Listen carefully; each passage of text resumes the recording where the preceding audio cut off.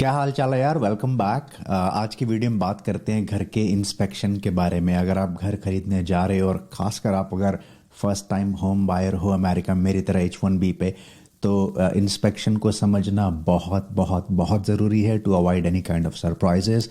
तो मैं इस वीडियो में कुछ अपनी अंडरस्टैंडिंग, अपनी रिसर्च और अपना एक्सपीरियंस शेयर करूंगा, जिससे कि हो सकता है कि जब आप घर खरीदने जाओ तो इससे आपको थोड़ा मदद मिल पाए।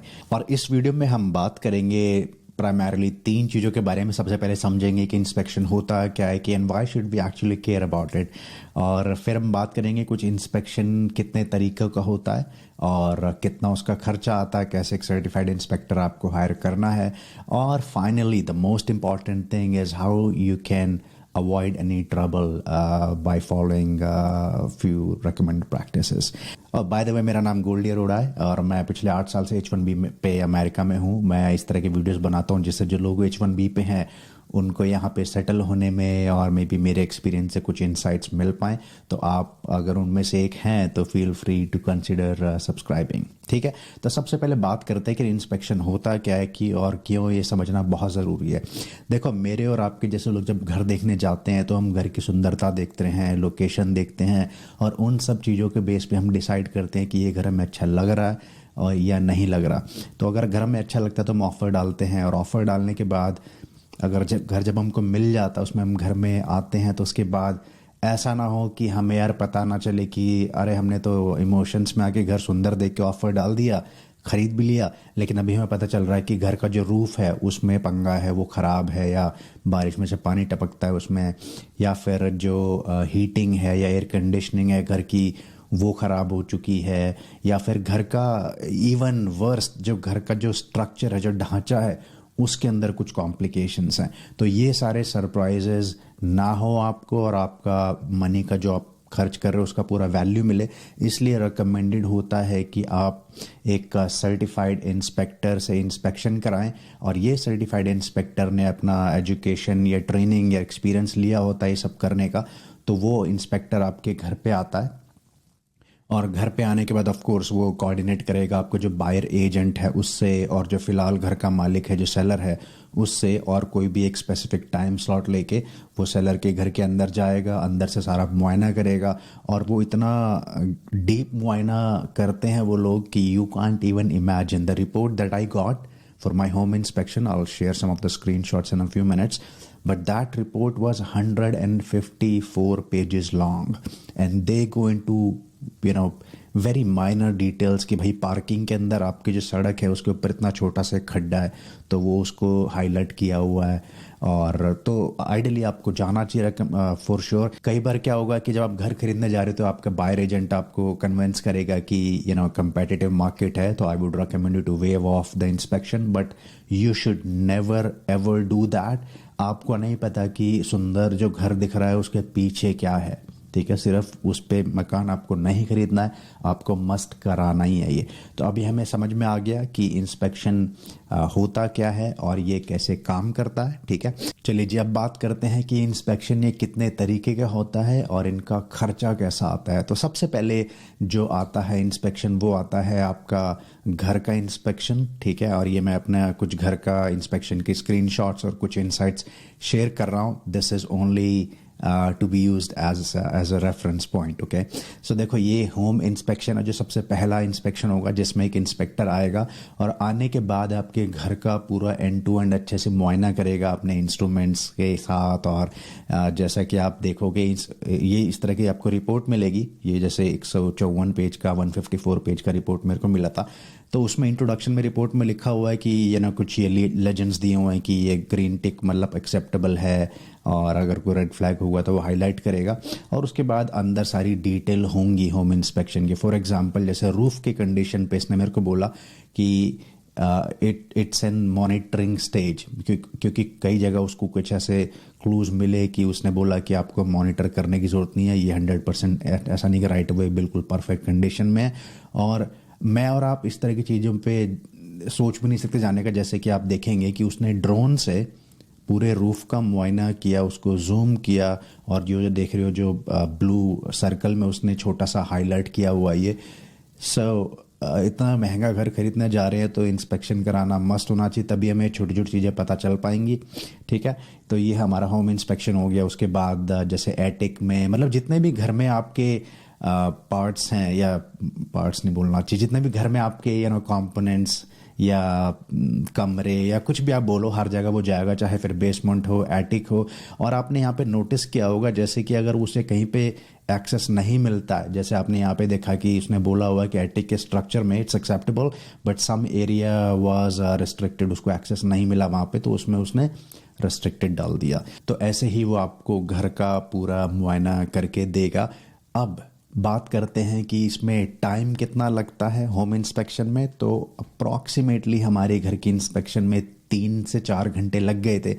जो हमने इंस्पेक्टर हायर किया था, ही वॉज वेरी थोरो, तो उसने पूरा एंड टू एंड अच्छे से किया था। But I would say approximately 3 घंटे। और जो आपका बायर एजेंट है वो आपको हेल्प करेगा सेलर एजेंट्स के थ्रू सेलर से कोऑर्डिनेट करने में, ताकि उस टाइम पे सेलर कहीं चले जाएं 2-3 घंटे के लिए, ताकि पीछे से इंस्पेक्टर आके इंस्पेक्शन कर जाए। अब बात करते हैं कि खर्चा कितना आता है होम इंस्पेक्शन का। तो खर्चे से पहले यार एक चीज़ और बात करते हैं, एक जिसको बोलते हैं वुड डिस्ट्रॉइंग इंसेक्ट इंस्पेक्शन। जैसा कि आपको पता है अमेरिका में नॉर्मली सारे घर यहाँ पे लकड़ी के होते हैं, वुड के होते हैं। तो उसमें क्या है कि जैसे वुड डिस्ट्रॉइंग इंसेक्ट है, फॉर एग्जांपल टर्माइट या दीमक जो होता है, उसकी इंस्पेक्शन कराना बहुत ज़रूरी है। कई इंस्पेक्टर्स आपको बोलेंगे उनके पैकेजेस में कि ये ऑप्शनल है या ये एड ऑन है। So I would highly recommend you to purchase a package which has home inspection and also wood destroying insect, या जो दीमक का इंस्पेक्शन भी आपको मस्ट उसमें इंक्लूड कराना चाहिए। उसके बाद इस तरह का आपको रिपोर्ट में वो अपना बताएगा कि उसने क्या चेक किया, और उसके हिसाब से, जैसे मेरे घर में आया था कि no visible evidence of wood destroying insects was observed which was great. तो ये आपको मस्ट कराना है home inspection, including wood destroying insect inspection. और इसके अगर प्राइस की या कॉस्ट की बात करें तो डिपेंड्स करता है कि कौन से सिटी में, कौन से स्टेट में आप रहते हो। मेरे को जो मिला था, हमने जो इसका प्राइस दिया था होम और वुड डिस्ट्रॉइंग इंसेक्ट का, ये हमने दिया था $750। ठीक है जी। उसके बाद हम बात करते हैं थर्ड इंस्पेक्शन की, which is swimming pool in ground, जो हमारे घर में था। अगर आपके घर में है तो आपको ये हेल्प करेगा, नहीं है then it doesn't harm to have some knowledge. तो वो भी आपको 100% इंस्पेक्शन कराना चाहिए। इसके हमने $150 अलग से दिए थे। पूल का इंस्पेक्टर अलग से होगा, जो इसमें जिसकी एक्सपर्टीज़ होगी, और वो बहुत डीप जाके मतलब बताएंगे आपको कि फॉर एग्जांपल जो पूल के हैंडल्स हैं वो कहीं लूज तो नहीं है, या पूल के आसपास की जो ज़मीन है वहाँ पे कोई क्रैक तो नहीं है, या पानी के अंदर की कंडीशन कैसी है, जो पानी में जो कवर या लाइनर लगता है वो कैसा है, जैसा कि आप देख रहे हैं यहाँ पे, और ड्रेनेज सिस्टम कैसा है, जो मशीन लगी हुई है हीटिंग की या जो फिल्टर लगा हो उसकी कंडीशन कैसी है, वो सब आपको इस रिपोर्ट में देखने को मिलेगा। तो ये भी आपके घर में पूल है अगर, तो I would highly recommend you to get this done too. ठीक है जी। अब इसके बाद बात करते हैं हमारी लास्ट या फोर्थ जो तरह की इंस्पेक्शन होती है, which is I would say very very very important because it is related to health, which is called radon gas inspection। देखो रेडॉन गैस हर जगह पाया जाता है, मतलब एक्सटर्नल एयर में भी, इंटरनल घरों में भी जो हवा है या एयर है उसमें पाया जाता है। हालांकि डिपेंड करता है कि उसका जो PCI है, पिक्योरीज बोलते हैं किसी, या पिक्योरीज पर लीटर, एनीवाइज, तो उससे पता चलता है कि ये कितना है कितना नहीं है, और इससे कैंसर होने का डर होता है इस गैस से, अगर ये गैस बहुत ज़्यादा मात्रा में घर में है और कंजम्पशन में आ रही है।